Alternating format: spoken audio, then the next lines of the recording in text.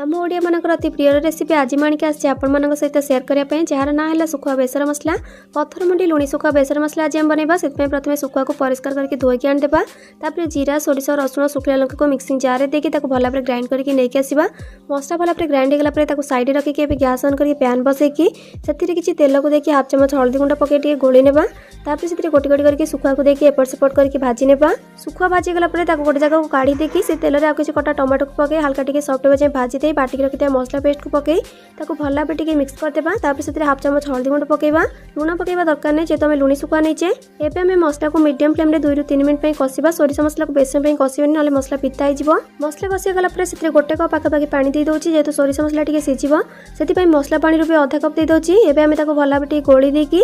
भाजिक रखि सुखुआ को पकई मिक्स करके मीडियम फ्लेम 4 ରୁ 5 मिनट कुक करवा 4 ରୁ 5 मिनट पर ये देखो सुखुआ बेसर मसला रेडी होगा। एवं गैस फ्लेम को ऑफ करदेबा